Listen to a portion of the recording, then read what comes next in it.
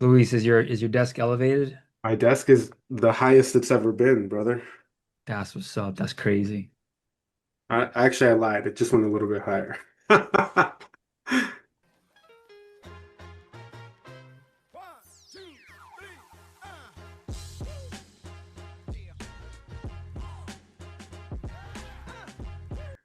What's going on, Dr. K?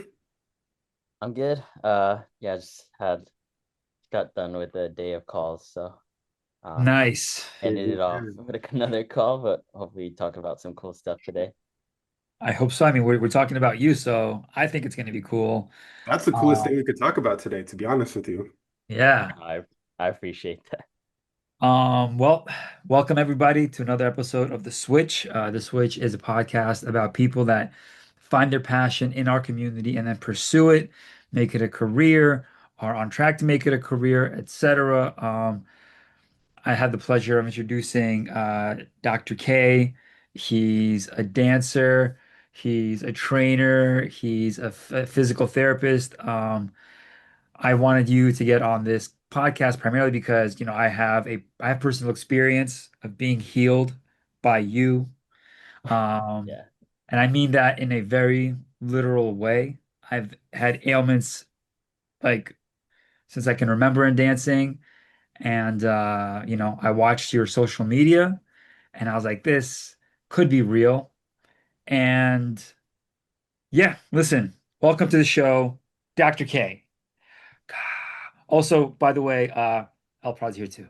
He's my co-host. Why did you say like literally healed as if like he could also, I mean, metaphorically, I've been healed by watching him break. So, like, I guess we've both technically been healed by Dr. K in different ways, but you were literally healed. I was literally healed. I wanted to jump on this real quick. So the thing that actually like attracted me to work with Matt was two things. A, it was like your social media. And I'm not trying to get ahead of anything, but I just kind of like want to get to the point. And B, you were one of the first people where I saw, okay, he's a b-boy, he breaks, but also he does this thing, and like, the way you kind of spun it made me want to invest in my community by it's like, yeah, I could work with a PT, I could go through my insurance and find someone, and that could be it. But I've also done that in the past, and it hasn't been a great experience. And I'm looking at someone that is from the scene. He's from the community. He dances. He understands what our body goes through. Let me invest. Let me put that money back into someone that can like, potentially heal me. And yeah, Yeah, I appreciate you for trusting me.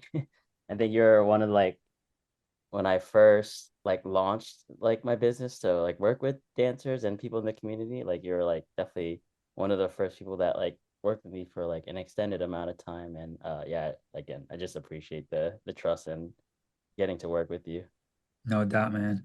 I try to tell people all the time. They're like, "Oh yeah, man, this hurts." I'm like, "Oh, just call Dr. K. Go to Dr. Yeah. K."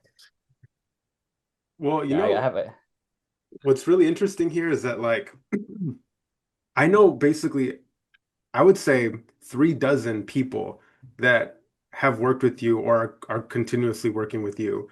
So it's not just like Felix's success story. Like I hear it all the time. Like, dude, if you haven't already, one day you're gonna t tap in with Dr. K. Like, I'm like, oh damn, like, shoot, I gotta start making reservations because that list is gonna be long, dude. You must have a waiting list right now. right now I don't have a waiting list, but it's definitely gonna get to that point. Right now I am taking new people, but yeah, right now no waiting lists. But yeah, I was the Enter the Graveyard weekend. I was at the event, and like this is probably one of the biggest events in the US right now. And I Mhm. realized like a big chunk of the people are people like I worked with, and of course a bunch of my friends too.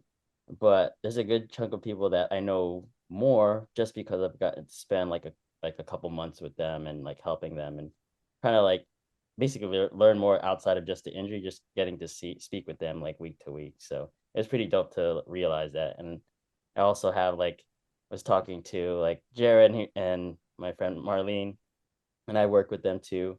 And they were telling me like, oh yeah, like we always tell people that if they're injured, go to you. So yeah, I appreciate everyone that has worked with me in the past and has like kind of like spread the word like, hey, like I do this thing and helping breakers. Yeah. not to tie up two ends that might not make sense, but look, Marlene and Jared, right? Think about it.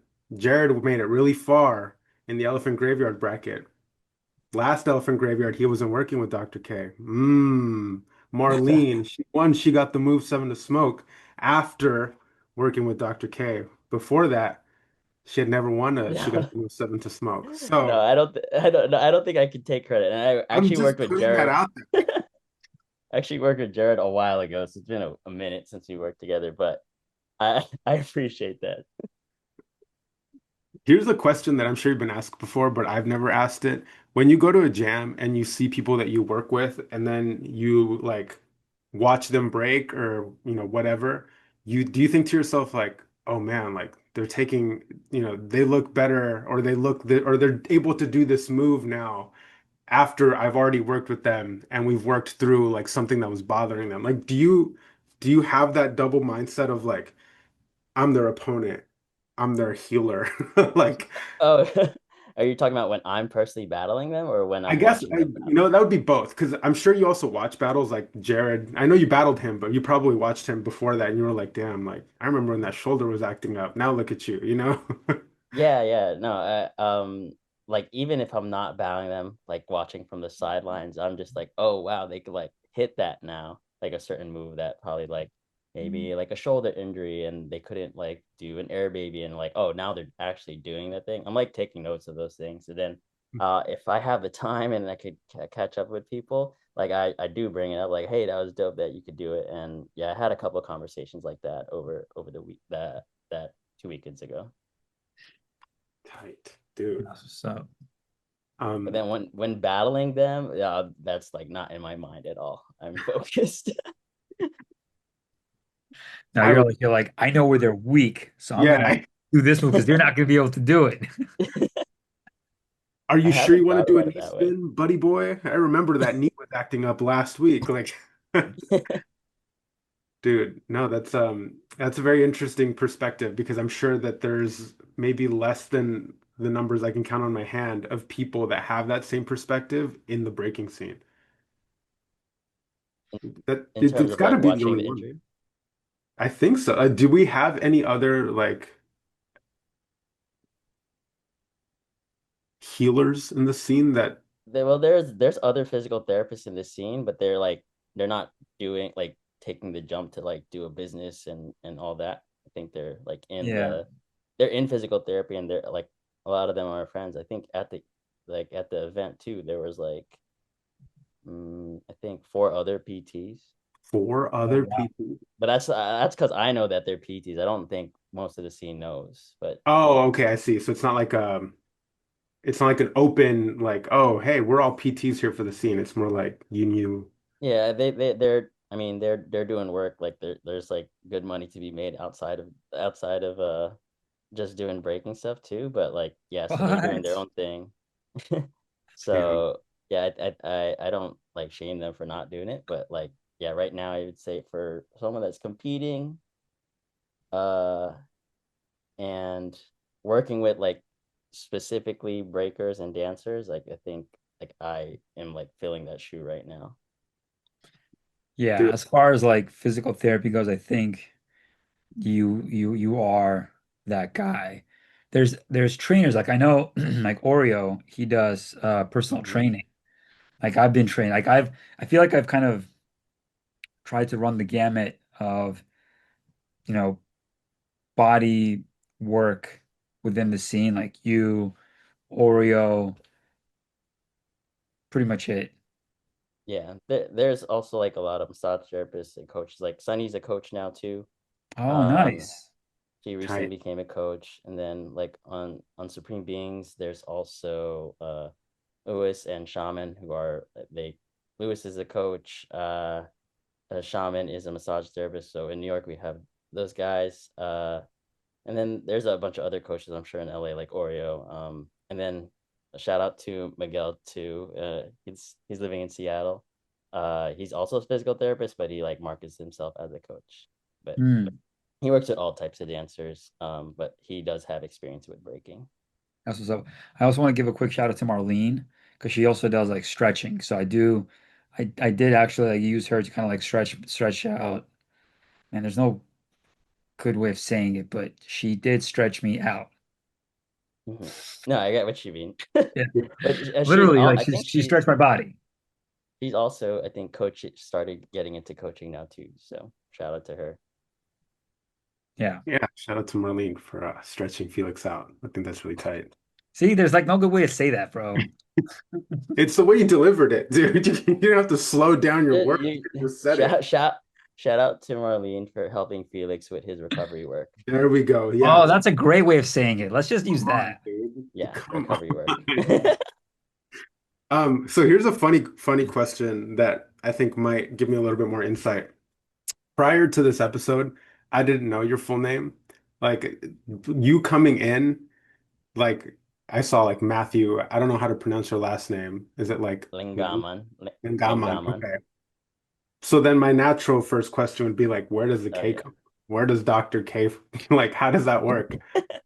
Yeah, I got you. I get this question a lot when people find out, oh, your name's Matt.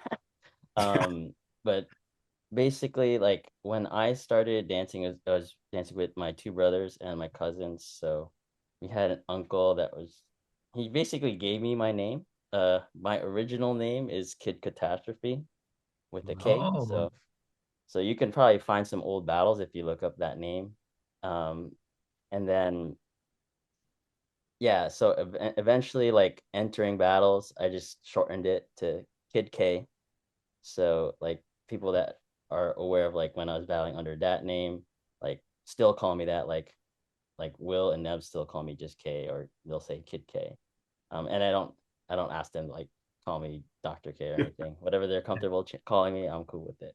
Right. And then when I graduated school is when I changed my name to that's what's Dr. up. K. Yeah, because I remember you as Kid K from like years ago, years ago. I remember there was a bro, honestly, for the longest time, I didn't like, I felt like you just kind of like ex came to existence one day.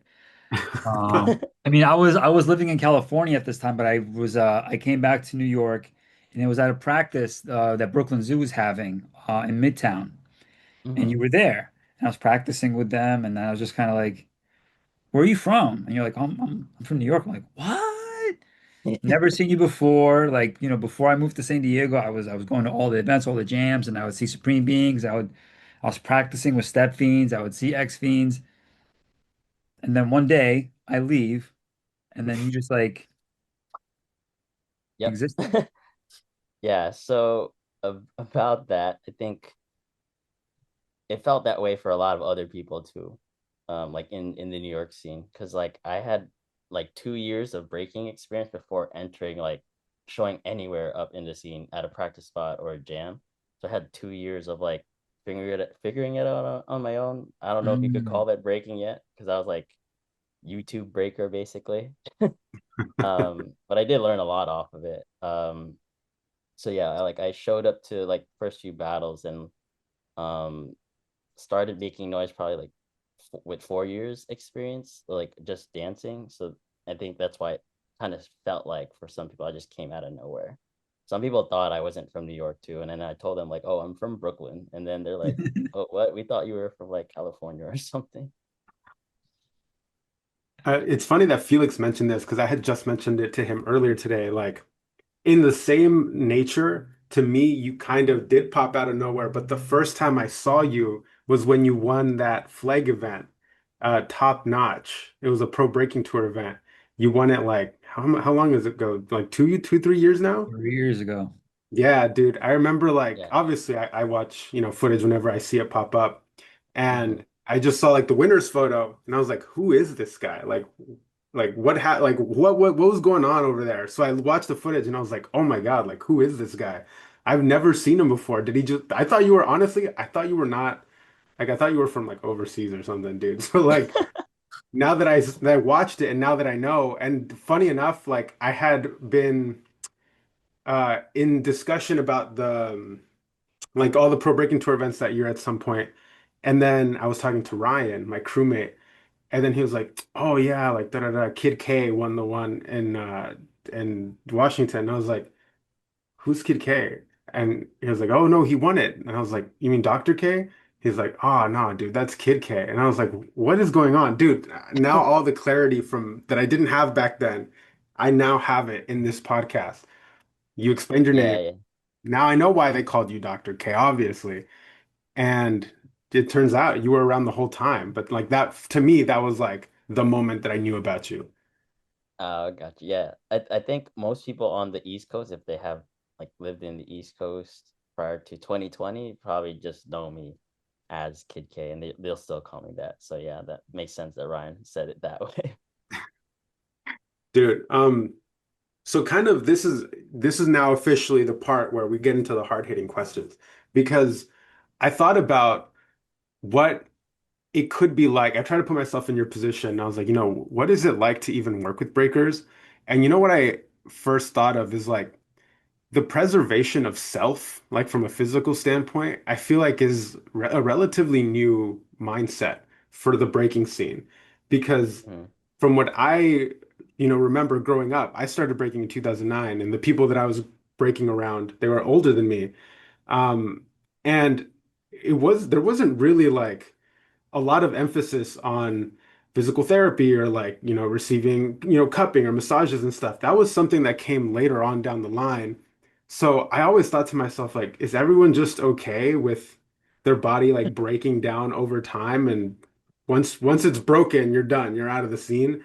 And now that I have you here, I can now ask, like, working with younger breakers versus working with older breakers, do you see like a difference? Do you see um like any common issues that are very like prevalent in the people that you work with? Hmm. I I will start off by saying that I think what I can answer to is just the people that are willing to take the step, right, Real. to work with me, right?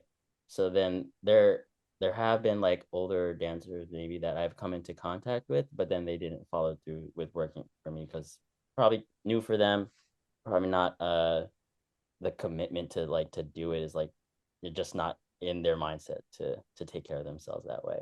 But there are people that are, and like I would say for them it's a lot of like chronic injuries, but just kind of like getting through the mindset of like how they train is like the big thing. And I think I could say that probably for everyone I worked with, but I think for more so once like in your older years you have like some habits that are set. I think that's like one of the hurdles that we like bigger hurdles we have to get through. Real. But I think like the typical age range of the people I'm working with are in like the like mid 20s to 30s. Like those are the big bulk of like everyone I see. Part of it is like they have the financial means to do it, and then they're just like have the mindset of like, oh, I gotta train like an athlete and take care of myself like an athlete. Yeah, I'll attest to that. I think one of the big things that I had to do was like, because the thing is, the exercises, what I realize is there's like the training part, right? Where it's like, okay, I'm going to lift weights, I'm going to work out.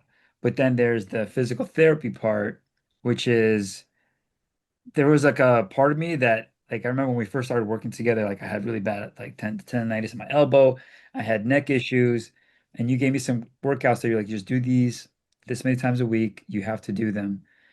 And at the beginning, I was kind of like, there's no way these little exercises are going to make a difference. And I remember I was at a friend's house, and he was also PT. That doesn't dance, just kind of like, it was Annie's friends, and we were all there. And I was talking to him about the work that I've been doing. He's like, "Oh yeah, you do that? Like, are you consistently doing that?" And at that point, I was. I'm like, "Yeah." He's like, "Yeah, man, that's the hardest part. When people stop doing the exercises, and then they complain that they're not getting fixed, it's because you're not doing the exercises. It's like these Yeah, simple little things, but you just gotta keep doing them. That's it." yeah. Consistency is the game, and I try to make it try to pick out movements that are gonna be enjoyable that can people can do consistently and take into account like their schedule and everything in their life, not just throw exercises at people. Like I try to take in everything into account so that they can be consistent, but I try to emphasize that too. But yeah, that definitely is a big part. Yeah. Do you have people that aren't breakers that are within the clientele that you see that um I guess like my because I haven't worked with you yet, I don't know what it typically looks like, but I imagine there's Yeah. like an assessment of like what's going on, right? So are there a lot of differences between someone that isn't a breaker versus someone that might just be like a runner or just anyone that's like not feeling right with their body that just doesn't break? Uh, I would say that there are differences. So like with a breaker, there's gonna be like certain areas that are like more developed than another person. So like for a runner, for example, like they're gonna have very developed like hamstrings, calves, and probably be very stiff in those areas because they actually need the stiffness to like be strong to propel forward. For Mm, breakers, you need a combination of stiffness and then the mobility. And then like areas that will be stiff, like the neck, because we're gonna be on our head if we do that type of braking. Um, and then there's like the shoulder range of motion, like for rotational stuff is probably pretty high for those people, like breakers, whereas in other people not so much. So it it for the most part, I think there's still a lot of similarities, but there's like certain things that in the body that I find that it's actually advantageous to them, um, for breaking, and then but it can cause problems too for in terms of like feeling good and healthy. right, right. So the question is, when did you decide that this was something that you wanted to pursue seriously? Yeah, so my story of like how I got When'd you make the into this switch? Sorry, go ahead. uh my story of how I got into physical therapy stems from me being a swimmer. But I got hurt breaking. So I was a sophomore in high school and I was just training crazy 6 days a week, like 2 to 3 hours, probably Yeah, even more. Very little rest breaks and no understanding of any of this stuff really. right. And I had an injury that took me out, a lower back injury that took me out for like 3 months. And prior to that, I'd never had any like long, uh, like time off from like having to recover from an injury. So because it's like my first experience with that, it made me very like sad and like, dang, I can't do anything. I tried resting. I would just stay at home, watch anime all day. And like Real. now I try to break and then like dang, I still can't do this. And I've spent like these 3 months resting. So my dad was like, oh, you should hit up your old swim coach. And she was also a physical therapist. So I just texted her. I was like, hey, like I have this back problem, and then trying to just talk and figure out. And then she said, like, oh, like you just been resting the whole time. She's like, oh yeah, you just gotta start moving again, and let's maybe go into the pool, do a couple of laps, trying to build yourself up. And it actually worked. I didn't get to see her for physical therapy, or experience it myself, but Mm. that kind of planted the seed like, oh, maybe I should do this. And then when I got to college, I didn't pursue it right away. I actually tried to do pharmacy first, and I was like, nah, I don't want to do Oh, this. And then I was like, okay, I'm gonna pursue physical therapy, and that's how I ended up here. damn. Nice. Was there ever a moment in time when you wavered on that confidence to pursue the path, or was this always like your end game? Like you knew from the moment that you made that decision, like, yeah, I'm gonna stick through with this and see it all the way through. Uh, in terms of like just becoming a physical therapist or doing the whole business side of this. Ooh, I guess that's a good differentiation. I guess, yeah, when I was thinking about asking it, or when I was asking the question, I was thinking about being a physical therapist, but I guess also from the aspect of Yeah, starting your own business, I think that's also a major one. Did you ever waver in the yeah, confidence in that? yeah. I could answer both. So definitely for like once I decided that I was gonna be a physical therapist, I was pretty relentless about it. Um, like I moved to Florida to go to school, like to be Mhm. focused.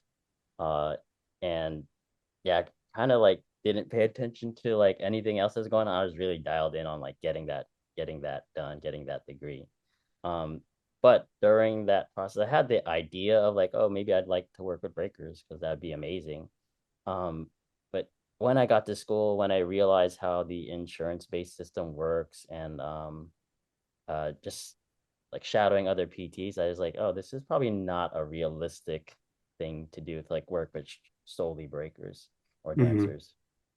Um, so then during pretty much most of PT school, I was like, okay, I like kind of gave up on that idea. Uh, but then like with COVID happening, it kind of pushed a lot of PTs to kind of do online training and then when I started seeing other people do it, I was like, oh wait, actually there's like a way to probably make this happen. And then again, shout out to Miguel. Uh he he kind of pushed me to do it. I was at a Massive Monkeys event after basically my last PT job before I did the business. So I was sorry, backtracking. I was in Hawaii for a like contract job, left, went to Massive Monkeys, and then in at Massive Monkeys, I was chatting with Miguel, and he's like, "Yeah, you should just go for it." I was telling him my idea of like working with dancers. He's like, "Yeah, you should do it now and not wait on it." So yeah, shout out to him for like pushing me to do it. But yeah, and from so I think June of 2022 is like when I first made my first Instagram post, like, "Hey, I'm looking for like 15 or so dancers that want help," and I actually got a great response and uh yeah, it was pretty surprising, so I'm glad I took the leap. Dude, I am I too. mean, yeah, I'm glad you took the leap too. I feel like you've helped a lot of people like become better versions of themselves as athletes, right? Because that's, you mentioned this in one of your earlier answers when people need to start thinking about training like an athlete, because that's essentially what you are. Breaking is reaching a new threshold of movement where it's like, okay, this is a dance, but it's also not like casual, like everything we do is it's pretty extreme depending on who you're working with. And a lot of people that I know, like you've helped, like Josh, for example, Compound, like he's very much a Dr. K advocate, like all the time. Felix as Yeah. well, that's another one. Jared, that's another one. Um, so it's really cool to see that like that has worked out for you. You made that decision to start your business and work with people that, I mean, obviously you already knew, but people that could benefit from it that might not have seen an avenue for that moving forward. So I'm glad we have you here to even be able to discuss this because for me, you're like a one of one. Like I don't know anybody else who I would go to if I got in any sort of pain. No, I appreciate that. Yeah, I think about that when I did take the leap and then like seeing like what has come, like the results that have come from it. um if I knew like what would happen now, I wish I had done it sooner. um Right. And yeah, it's kind of like I think about the Uncle Ben quote with like, with great power comes great responsibility. So Damn. I do when I hear that quote or when I think about like me taking the leap, I like tie them together. Like, oh, I did take that leap because it was kind of my responsibility, having all this knowledge that I have and the trust, I guess, because people see what I can do in breaking. Um, and yeah, really glad I did it. How has because now you're in California now. Mhm. And I feel like I've seen like videos of you at practice where you're actually also doing kind of like mobility training. Um, how has the move kind of has it expanded your clientele? Um, and when people see you at practice, do they ask for like, hey man, this hurts. What can I do? Yeah, I I get that question a lot, and I hopefully am approachable that people can come up and ask me. Uh, there's the only problem is like because it's just a quick question, and I'm not like gonna spend the whole hour of practice doing an assessment. It's like there's only so much I can say, but I try to at least give people something or just point them in the right direction of like what they can do. Um, but yeah, I think in terms of like clientele, it has helped. I guess I think I now work with more West Coast Hmm. breakers than I had prior to moving here. So I think it helped in that way, but I'm not sure if that was from the move or from just the general trend of like getting more followers and people seeing my content? And then also people that live in California, just word of mouth, like, oh, like go see the guy. Go see. Um, Felix beat me to it, dude, because I was about to start speaking on expanding clientele, and then he brought up a really good one. But here's a major one that I think is very relevant right now. Uh, at some point in time, because I knew that you had started your business, but then like shortly after, I saw that you were making a very intentional decision to create content. And this was like essentially to raise awareness of what a lot of people might be going through, but they don't know like how to deal with it. Um, what has that journey been like? Because being like a physical therapist for people is very different than being a content creator. So how did you have to go through that process of like, okay, I have to apply myself because everyone's creating content to inform people on what they're doing and whatever you've got going on. Mm-hmm. How did that journey come about for you, and how have you dealt with having to create content moving forward? Yeah. Well, the push for creating content is kind of goes back to that like 2022 time where like I saw other coaches and therapists kind of doing the same thing, and that's like how they were building their caseload. So that was why I started it. Initially when I launched like my business, I did sign up for like a business mentorship where they kind of helped me with like how to do sales calls, how to like get started with your social media and like what to post, right? And then after that, I've done like social media coaching too, and like just kind of invested in myself to kind of get my voice out there more and hopefully help more people. But yeah, I think the journey of like sharing my story, my experience, my knowledge, I I think it has been interesting. It has felt like another aspect separate from like the actual working with people, but I do enjoy it. I just got to get better at the consistency with it personally, but yeah. Yeah, dude, content creation is not easy. I feel like everyone thinks it's just like, oh, you pick up your phone and you create magic, but it really doesn't work that way. You have to think out your ideas and then you have to film them so that it looks appropriate for the format that you're posting on. And then I know a lot of people might not admit to it, but trends are very powerful, right? Like seeing Yeah. the memes of today, you have to look forward. Like, what is the meme of tomorrow? What is the trending sound that will like amplify your audience? And to me personally, like that feels like its own job because you Yeah. obviously you have a clientele, right? You got like people that you work with. You like you said today, you're full of calls. And I'm sure at some point tonight you're gonna look at your phone and be like, what's the next video? What do I gotta post? Like, how am I gonna Yeah. expand? And props to you, man, to be a one-man business, to run the show and to also promote the show. Not everybody can do that. And I really like when I see people do everything themselves because I've been there. Felix is someone that, at one point was doing that too before he hired me. So we understand that role and we appreciate having other people in the scene that can relate. Yeah, Yeah, 100%. it's very helpful to know like there are other people in the scene doing it because they know.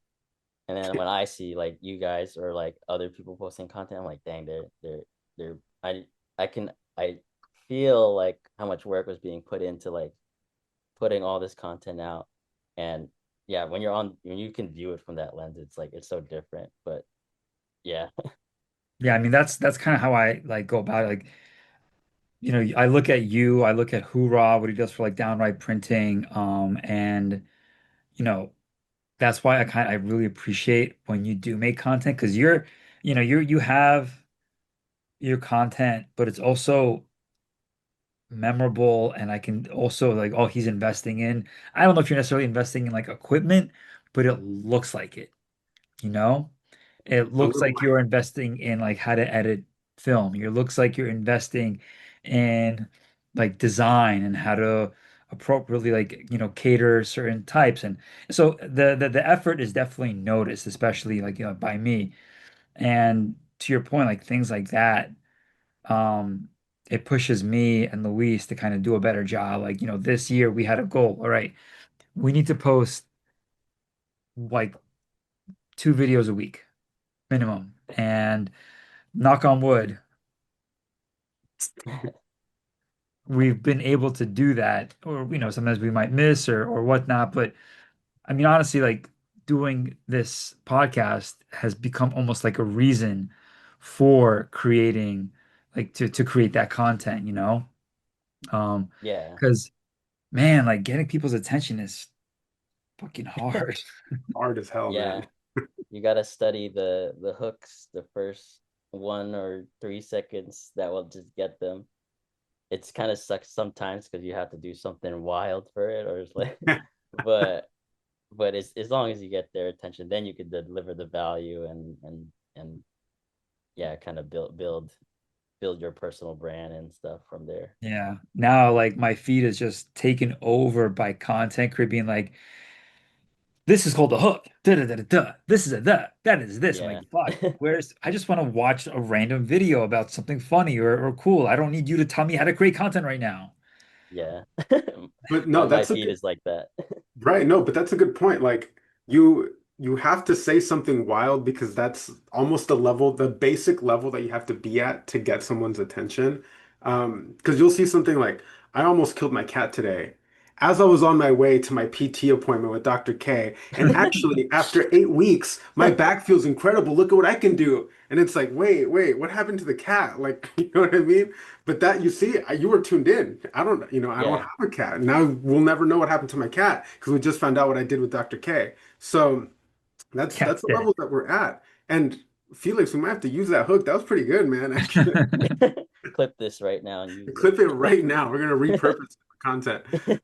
Um, so yeah, that's just the age that we live in now, and I want to give credit to people that have created that sort of lane. Um, I I love him and I hate him sometimes too. H did a lot of mindset shifting for the community Yeah. because a lot of people at first were like, "What is this? Like, what is he doing?" But then it was almost like, "Wait, what is this? What is he doing?" And then you realize he's getting my attention whether I like it or not. Whatever it is Yeah. that he's doing, it's working. And then it was like, "Wait, he's like kind of trolling a little bit. But what if we use this?" Super trolling. Super troll. You know, I think he's just chasing his bag, and I think he's got it. So shout out to Yeah, him. yeah. No, I'm not hating on him, but Yeah, yeah. So a lot of people looked at it and were like, "What if we did what H does, but actually weren't trolling, and we were like actually using it to move forward with our business, with our passions, whatever." And then Mel, another one that's very consistent, by the way. I think I want to be at the point in my life where I can reach like Mel's level of consistency with posting at one point. It's just really hard. Like the fact that she sets time out, and it's always like, and it always feels like something new is happening, even though like it's not necessarily the case. It'll be like, oh, here's day 38 of my elbow track journey or whatever, and it's like, oh damn, we're already on day 38. Like I could go back and see, like, keep up with her journey. So all of this blabber to say, I appreciate people that are on that wave, and I appreciate that there is now a lane where people can actually like look at it and pursue it. Because keep in mind, like it's happening every day. The 808 kids with their like clothing brand, like they're Right. capturing their journey, and I'm tuned in. I'm tuned in. A lot of other people are tuned in because now we see like, hey, it's not that corny to record what you're doing. If anything, that's like the minimum that you have to do to get people invested in your personal whatever it is you've got going on. yeah. Yeah, no, I Yeah. mean Yeah. again, like I credit sorry, go ahead, you were gonna say something. No, you got it. I was just saying that because of, like a couple things. First, I want to say I want to make sure you understand like the gravity of what you're doing. Because I was hanging out over the weekend with Prevail and Tima and Create from Kazakhstan, Mhm. and we were just kind of like hanging out, and I was just looking around at them like, wow, like this is crazy. There's Tima who is like this fantastic videographer and editor and photographer.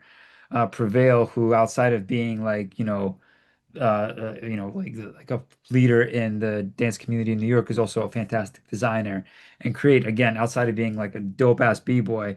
He has like the Stepix brand, and like the one of the companies that is in that linoleum scene, and then you have linoleum, then you have Green Panda, and then you have. I was kind of like, this like I felt like I was watching and feeling the growth of the breaking community become more than just breaking. And you're a part of that. You know what I'm saying? Like the fact that you created a business where your business is primarily working with dancers. Like you had this dream and then you made it and you're creating content and you're getting clients and you're making a lane, a career in breaking outside of like going to win jams and make rent. Because that was a time that there was a time where that was a thing where I'm gonna go and I'm gonna be a competitive b-boy and I'm gonna pay rent with by winning jams, which is fucking crazy. You know what I'm Yeah, saying? Like yeah, that's nuts. And now there's a like I feel like there's this shift that happened where okay, I want a career and I want it to be within the breaking community. It doesn't necessarily have to be competitive breaking, yeah, you know? yeah. I think with the I think with at least my circle of friends, like we kind of saw like okay, like we really love this thing. We're not gonna be paying rent off it, so that's why stuck with school. And my mom would have hated me if I didn't, but so I mean, I think I would have gone either way, even if it wasn't on for her influence. But um, yeah, I I wanted to like have some my support system outside of breaking,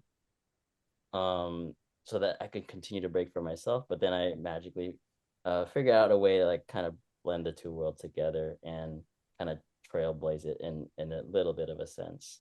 So No, not a little bit, man. It's like I said, like the hope is that other people see it and realize because here's the thing. When other people can start doing it, that means that the market is growing, and that there's Mm. more money coming in and there's investment that can happen. You know what I'm saying? Like, whenever I see a new dance app pop up, is there a part of me that goes, get the fuck out of here? Absolutely. But there's this other part of me that goes dope because now there's tech that's happening, there's growth that's happening. Obviously, like everyone has an ego. So that's where that initial part comes from. But the second part is the stronger part that sees the potential of what's happening in our scene. You're a part of that. You're a big part of that. I just want to make sure like you understand that.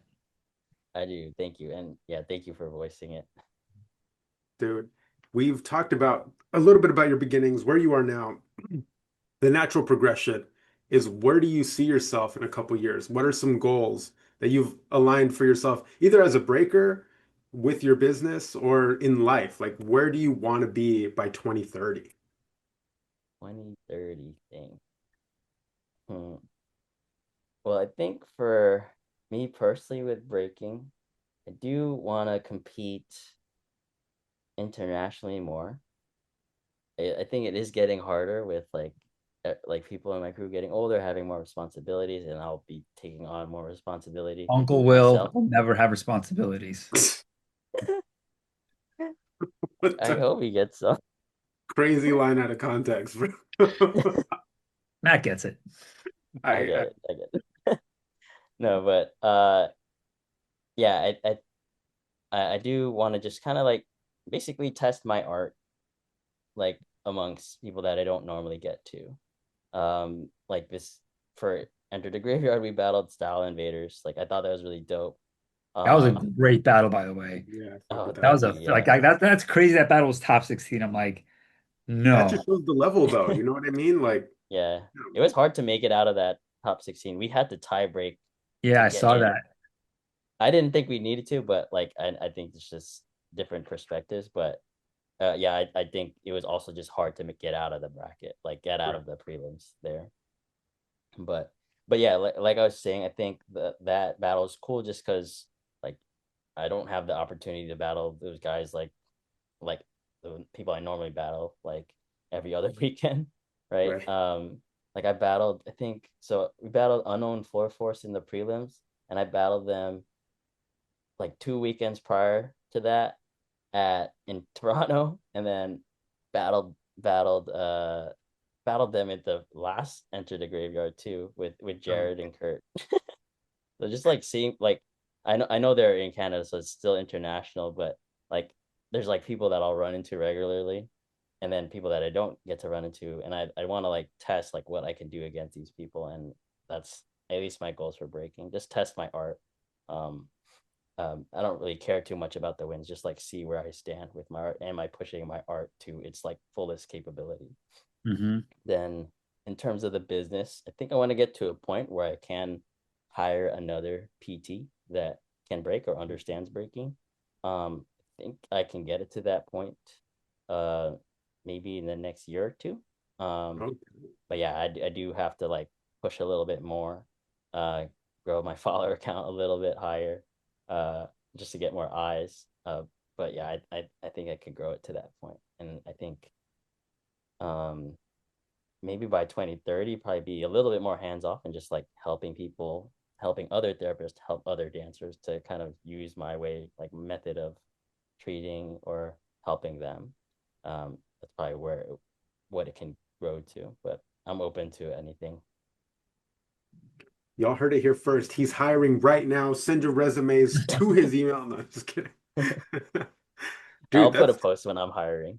okay. All right. We'll be sure to share it. No, because this is Yeah, tight. Having goals is important. You know what I mean?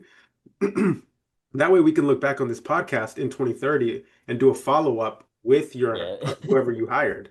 It'll be a Yeah. four-person podcast at that point. Oh, that would be fire. Oh man. Well, Ty, man, listen, we covered a lot of stuff today, and I just want to say a big thank you for coming on the pod, sharing your story. Yeah, man, if you want to give any plugs. Yeah, if you're an injured breaker and if you haven't heard it from someone in your local scene already and you're watching this podcast, like please hit me up. I'd love to help you. And if you can talk to Felix or someone else that has been mentioned in this podcast that has worked with me and kind of get a sense of what you'll be getting into. But yeah, I think if you've been burned before by insurance-based PT or just like a PT that doesn't understand what you want to do, I'm your guy. So that's my shameless plug right there. Second that, 100%. Oh yeah. Cool. Well, my goal by 2030 is to start working with Dr. K. So I'm hoping to accomplish that soon. Yeah, hopefully not for a serious injury if it's just Yeah, for coaching purposes. Yeah. exactly. Yeah. Exactly. That'd be a horrible goal. Like, oh yeah, I hope to Yeah. have one big serious injury so I can work with No, Dr. no, let's K. get it before they could happen. And yeah, I guess Eventually, I'll add to that. Like if you don't even have an injury, you could hit me up. So just so you could real. understand how to train better. So yeah. Prevention is a good idea. All right. Well, thank you so much for joining us, man. Hope you have a successful rest of the year. We'll definitely be tuned in with you from here on out. Cool. Thank you Hi, so much y'all. for having me. No doubt, man. Pleasure. Of course. Peace, y'all. Have a great evening. Peace.